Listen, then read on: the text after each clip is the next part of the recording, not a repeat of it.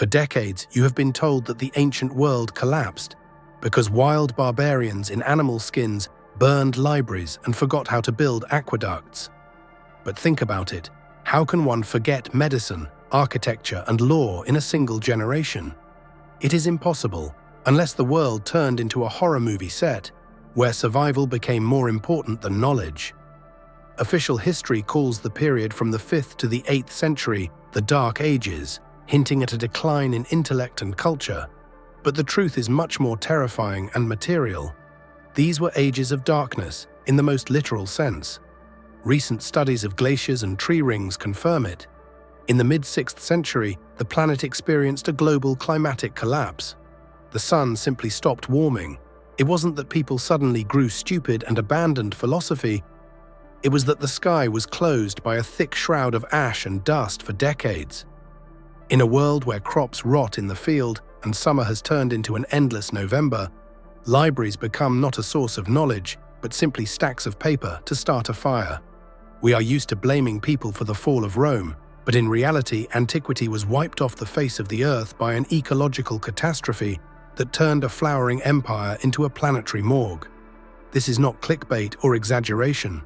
Climate scientists and historians from Harvard have officially recognized the year 536 as the beginning of the most terrible period in human history. It was the moment when the lights were turned off on the planet, literally. Analysis of ice cores from Iceland and Greenland has revealed a gruesome truth. In 536, a catastrophic eruption occurred, spewing millions of tons of sulfate ash into the atmosphere. A giant cloud covered Europe, the Middle East, and parts of Asia, turning day into eternal twilight for 18 long months.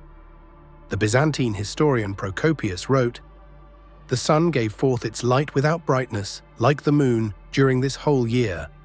Temperatures dropped to their lowest in the last 2,000 years.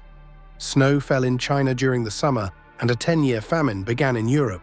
This wasn't just a bad year.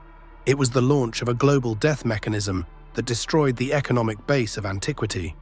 While philosophers tried to understand for what sins the gods had hidden their face, the biological clock of civilization stopped. The world went into a tailspin from which humanity could not escape for the next 300 years. Imagine a world where noon is indistinguishable from deep twilight and dust grinds between your teeth for years. This is not a description of a post-apocalyptic thriller. It was the daily reality of a 6th century person in which the horizon disappeared for an entire generation. Constant eruptions and dust storms created a dry fog effect. This was a dense suspension in the air that was not washed away by rain and completely changed the perception of space. Roman roads, which were once the arteries of the empire, turned into death trails in a grey haze. Navigation became impossible, trade caravans vanished in the fog, and bandits found the perfect cover.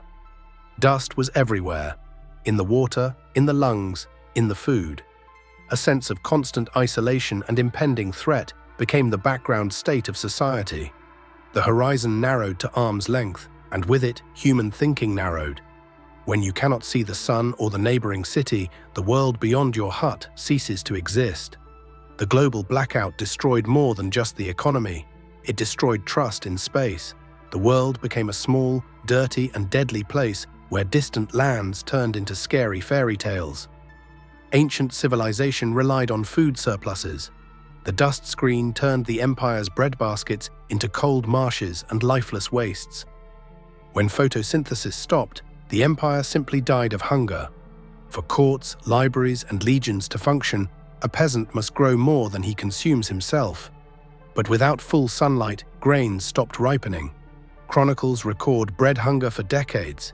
The ears of corn were empty, and grapes turned into sour water. A caloric collapse ensued. Under conditions of catastrophic malnutrition, the Roman system of taxes and logistics crumbled into dust. What is the point of roads and aqueducts if cities have nothing to buy and villages have nothing to sell? Civilization turned into a crowd of hungry people who abandoned their homes and went into the forests in search of at least roots and berries. Rome collapsed not because barbarians breached its walls, but because its fields stopped providing energy. The Dark Ages are, above all, the ages of empty stomachs, where a piece of bread was worth more than all the manuscripts of Aristotle. The plague of the 6th century was not a random misfortune. It was a direct consequence of the ecological collapse. When the sun vanished, those who love shade and rot came out to hunt. Weakened by a decade of hunger and a total lack of vitamin D, the population of Europe became the perfect target for the first global pandemic in history. The dust veil and the cooling forced rodents, the carriers of the infection, to migrate en masse from the steppes closer to humans in search of warmth and grain scraps. In 541, the Justinian plague broke out, killing up to 10,000 people a day in Constantinople alone. Social distancing in the Dark Ages was not a precaution but a death sentence. Cities died out by whole quarters, and there was no one left even to bury the dead. The biological catastrophe completed what the climate had started. It physically erased those who still remembered the old world and knew how to manage it. The dust cloud created a giant incubator for death. The plague didn't just kill people, it finally collapsed the remnants of state institutions, turning survivors into terrified shadows among the ruins. Marble temples and majestic amphitheaters were not dismantled out of hatred for the art of the ancestors. In a world where the sun vanished and the cold became eternal, ancient masterpieces turned into the only available resource, building material for survival. When a nuclear winter arrives on the planet, you don't need a theater for 50,000 people. You need a warm burrow. Roman cities were designed for Mediterranean warmth, open forums, huge windows, terraces. In the face of a climate catastrophe, they became uninhabitable. People began to gnaw into the architecture. Lime was burned from marble statues, and stones were dragged from the walls of majestic temples to block up huge window openings and turn villas into squat bunkers. Cities literally ate themselves. The Colosseum or the Pantheon became, for the survivors, simply convenient warehouses of ready-made stone that did not need to be quarried in the mountains under freezing rain. This was not barbarism, it was forced recycling. Survivors turned architectural monuments into stone quarries because aesthetics lose to thermodynamics any day of the week. The skill of reading and writing is a luxury of a well-fed and bright society. In a world of endless dust and hunger, literacy became not just useless, but physically inaccessible. The tradition of copying books was interrupted for two pragmatic reasons. First, parchment is animal skin, and under conditions of mass livestock death and famine, leather went towards shoes and clothing, not philosophical treatises. Second, human vision. In conditions of constant dusty twilight, with the only light source being a smoky splinter or a fire, eyes became inflamed and went blind. Reading fine handwritten text in semi-darkness for years is a sure way to lose your sight. Knowledge was not forgotten out of stupidity, it ceased to be reproduced because the body's biological resources were thrown into the search for calories. The intellectual capital of antiquity simply did not pass the survival filter. Books ceased to be of value when their value as firewood became obvious to the last freezing monk in an unheated scriptorium. Rome ruled the world as long as the sea was safe. But when the dust veil erased the stars from the sky, navigation turned into suicide and global trade into a myth. The ancient economy was maritime. It was cheaper to transport cargo across the entire Mediterranean than to drag it 100 kilometers over land. But the navigation of that time depended entirely on visibility. Sailors went by the stars and by the sun. The thick dust fog that hung for years made the open sea a deadly trap.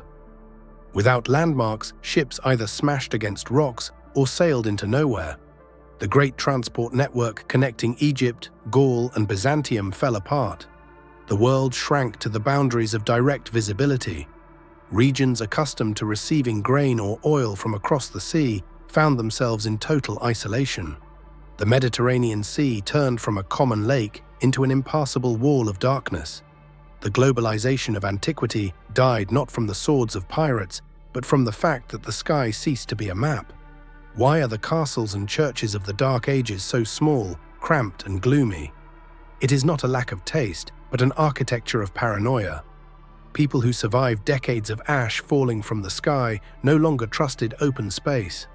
The transition from light-filled Roman villas with their vast windows and internal gardens to squat, heavy structures was a reaction to a hostile external environment. Architecture became a reflection of climatic shock. Thick walls and narrow arrow-slit windows were necessary not only for protection from looters, but also as a barrier against icy winds and eternal dust. People began building bunkers. The high vaults of antiquity were replaced by low, oppressive ceilings that were easier to heat. Every house turned into a fortress, isolating man from a sky that, for the span of several generations, was associated only with death, famine, and cold. Romanesque style is the architecture of the post-apocalypse. It is a monument to an era when humanity's primary dream was to hide as deep as possible under stone so as not to see the grey sky. The religion of the Dark Ages became grim and apocalyptic, not because of fanaticism, but because of the reality outside the window. When the sun disappears for a decade, any sane person would conclude that the end of the world has arrived. Ancient Christianity was filled with light and hope, but the ecological collapse of the 6th century turned it into a cult of penance and fear. In the minds of the people of that time, a terrible coincidence occurred. Sermons about the coming judgment were physically confirmed. The sky blackened, the earth ceased to yield fruit, and pestilence wiped out entire cities. This gave rise to a collective psychosis. The science and rational philosophy of antiquity proved powerless in the face of a sky that had been switched off. Why study the mechanics of the cosmos if it is clearly set against you? The only way out was total submission to dogma and an attempt to pray for forgiveness from an angry creator. For centuries, the entire culture was saturated with the expectation of the finale, making technological development and the pursuit of knowledge meaningless in the face of eternity. The intellectual hibernation of the Middle Ages was not a voluntary choice, but a psychological shelter. People stopped looking at the stars because they were afraid to see the confirmation of their death sentence there. The cultural revival of Charlemagne and the flowering of monasticism happened not because people suddenly saw the light. It was simply that the sky over Europe finally cleared, and the sun began to warm the earth again. By the 9th century, the consequences of the giant eruptions and dust storms finally dissipated. Ice cores show a stabilization of temperature. This coincided with the so-called Carolingian Renaissance. As soon as the atmospheric dust settled, photosynthesis resumed at full strength. Yields grew, the population began to recover, and for the first time in 300 years, people had food surpluses. And where there is surplus food, there is time to read books, build beautiful cathedrals, and create states. Progress is not only the will of great rulers, it is the presence of calories. Civilization simply thawed out, along with the soil, returning to attempts to make sense of a world that had ceased to be hostile. Everything we call the exit from the Dark Ages was merely a geochemical process of atmospheric purification. We began to build anew only when nature allowed us to take off our hoods and lift our heads to a clear sky. Human history is not a great battle of ideas or the triumph of the human spirit. It is the history of the transparency of our atmosphere. We are a civilization that exists only as long as the sky remains clear. The Dark Ages were dark in the most literal physical sense.